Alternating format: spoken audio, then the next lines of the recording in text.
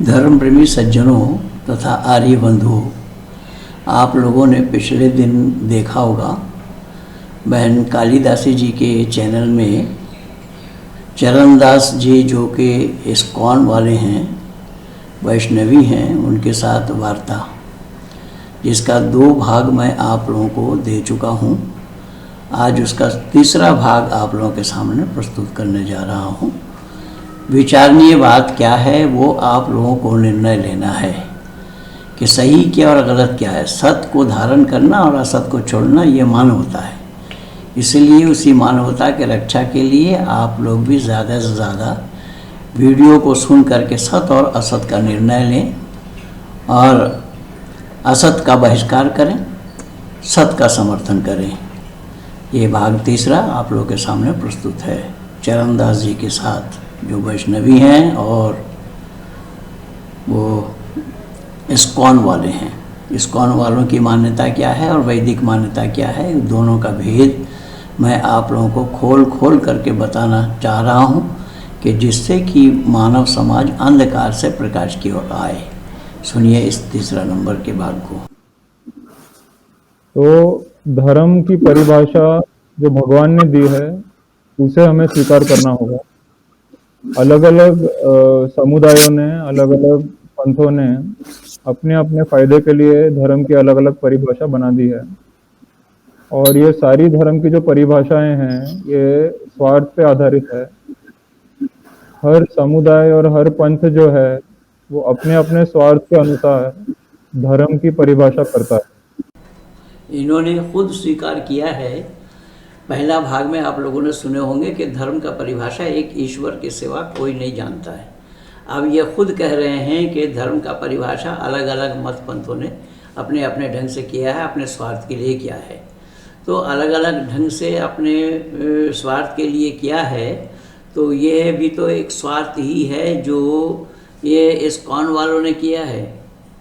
जो प्रभुपाद स्वामी ने जो किया है वो भी अपने स्वार्थ के लिए किया है, जबकि ये धर्म ही नहीं है।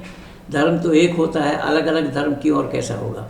इन्होंने खुद अपनी ज़ुबान से स्वीकार किया है कि अलग अलग धर्म नहीं है, ये सब मत पंथों ने अपने स्वार्थ के लिए किया है। इन्होंने खुद स्वीकार किया है। आगे सुनिए वो क्या और बोल रहे हैं। और कहीं ना कहीं ये परिभाषा आपस में मेल नहीं खाती, इसीलिए अलग अलग पंथों में और समुदायों में झगड़ा होता है और उनके बीच में मनमुटाव होता है और एक निर्णय नहीं आ पाता। एक निर्णय पे सब लोग नहीं आ पाते। भगवत गीता के आधार पे, अब जैसे कई मुझसे पूछते हैं कि आप वेद की बात क्यों नहीं करते, आप गीता की बात क्यों करते हैं।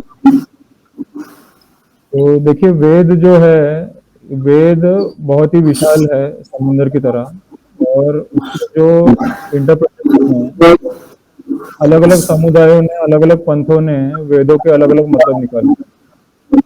और ये सारे जो अलग अलग मतलब है वेद के, ये जैसे एक श्लोक आता है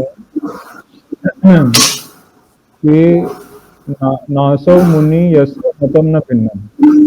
अलग अलग योगी, अलग अलग मुनि, अलग अलग ऋषियों ने वेदों की अलग अलग व्याख्या की है। और जब तक 2 मुनियों के बीच में फर्क नहीं होता, 2 मुनियों के माने 2 मुनि वेद की परिभाषा दी है, जब तक 2 मुनि को वेद की परिभाषा में फर्क नहीं पड़ेगा तब उनको मुनि नहीं माना जाता।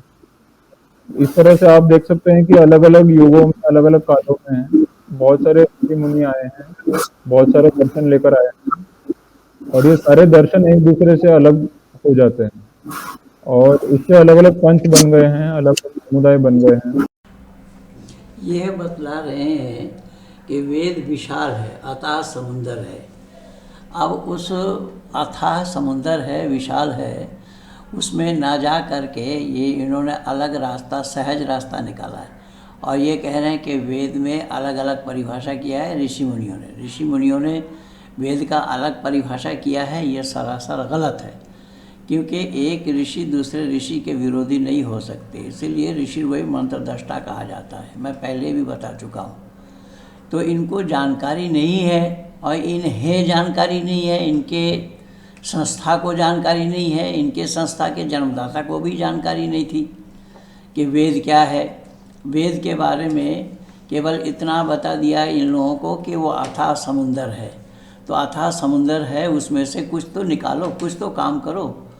पर वो अथाह समुंदर है करके, कठिन है करके या दुरा है करके उसको किनारे कर दिया और अपने मनमानी ढंग से गीता का अपने मन से लिखा है। जो गीता का योगेश्वर कृष्ण का उपदेश है गीता, उसे छोड़ करके अपने मनमानी ढंग से इन्होंने गीता लिखा है। और ये सभी दुकानदारों ने इसी तरीके से अपनी दुकानदारी चलाई हुई है। वेद के नाम से भी अनर्गल पड़ा किया है, वेद का वार तक नहीं जानते हैं, उसको अथाह समुंदर करके किनारे कर दिया और उसके नज़दीक भी नहीं आए। और सहज उपाय इन्होंने ये निकाल लिया गीता के माध्यम से या उनके गुरु के उपदेश के माध्यम से, जो सरासर गलत। और कोई भी दो पंथ या कोई भी दो समुदाय कभी भी एक मत पे राजी नहीं होता। इसी के कारण हम देखते हैं कि इतने हमारे सनातन धर्म में इतने सारे पंथ बनते हैं, इतने सारे समुदाय बनते हैं और खासकर कलयुग में ये बढ़ता जा रहा है। कलयुग में जा रहे हैं और हमारे अंदर एकता नहीं है। टोटली हमारी जो एकता है सनातन धर्म की वो खो चुकी है। तो अच्छा, अब आ रही है आवाज? हाँ हाँ, बहुत बहुत धन्यवाद जी। तो मैं ये कह रहा हूँ कि वेद की अलग अलग परिभाषाएं अलग अलग ऋषि मुनियों ने दी है। और ऐसा एक श्लोक आता है, नासौ मुनि यस्य मतम न भिन्नम। जब तक दो मुनियों के मत अलग अलग नहीं होते तब तक उनको मुनि नहीं माना जाता। तो हर मुनि और हर ऋषि अपनी नई परिभाषा लेके आता है वेद की, पर इससे अलग अलग पंथ बनते हैं, अलग अलग समुदाय बनते हैं और हमारी जो एकता है, सनातन धर्म की एकता है, वो कहीं ना कहीं इसमें खो जाती है। और हर व्यक्ति सोचता है कि मेरा मत और मेरा पंथ सही है, मेरा जो समुदाय है वो सही है और बाकी गलत है। इन्होंने वेद के बारे में जो वक्तव्य दिया है वो बिल्कुल गलत है। एक तो बताया कि वेद अथाह है और वो संभव नहीं है, तो इसका मतलब ये तो वो बंदर और अंगूर वाली कहानी हो गई कि जब बंदर को अंगूर हाथ नहीं लगा तो उसने ये बता दिया खट्टी है। तो इन्होंने भी तो ठीक यही किया है कि उस वेद के नज़दीक गए बिना, वेद के नज़दीक आए बिना, वेद को पढ़े बिना उसको अंगूर खट्टी है कह के छोड़ दिया है। और ये कह रहे हैं कि हर ऋषि मुनियों के वेद के भाषा अलग है, हर ऋषि मुनियों ने वेद का अलग अलग अर्थ किया है। ये सही नहीं है। वेद का अर्थ अलग अलग किया है जो वाम मार्गियों ने किया है। बाकी शायन, माइदर, अव्वट और मैक्स मुलर आदि लोगों ने जो वेदभाष किया है वो ऋषि मुनि नहीं थे। ऋषि मुनियों के वेदभाष अलग हो ही नहीं सकता है, क्योंकि ऋषि वही होते हैं, ऋषि वही मंत्र दृष्टा। ऋषि मंत्रों के साक्षात्कार करने वाले हैं, दृष्टा हैं, इसलिए ऋषियों के अलग अलग अर्थ नहीं हो गया। अलग अलग अर्थ लोगों ने अपने उद्देश्य की पूर्ति के लिए, जैसे वाम मार्गियों ने ही भाष्य किया है और उसी आधार पर ये, चाहे वो मैक्स मुलर हो, शायन हो, माइदर हो, अव्वट हो, ये जितने भी भाष्यकार हैं उन सब ने अलग अलग मत किया है। ऋषियों के मत अलग नहीं है। ऋषियों के खिलाफ, ऋषियों एक दूसरे के खिलाफ नहीं हो सकते। तो सच क्या है हमें जानना पड़ेगा, हमें तहकीकात करनी होगी। हम अपनी जिम्मेदारी को तो निभाएं कम से कम। अगर हम अपनी जिम्मेदारी को निभाएं या निभाते होते फिर ये बात ही ना आती कि किसी के अलग किसी के अलग। तो हमारे पास जो विलक्षण प्रतिभा संपन्न परमपिता परमात्मा ने हमें बनाया है, हमारे पास विवेक और बुद्धि परमात्मा ने दिया है, उस विवेक और बुद्धि को हमें काम में लगाना चाहिए। उस विवेक और बुद्धि को काम में लगाए बिना हम अंगूर खट्टी है कह के हम अपने को किनारे कर लिया, तो ये सरासर वेद विरुद्ध है और ये सरासर मानवता के भी विरुद्ध है।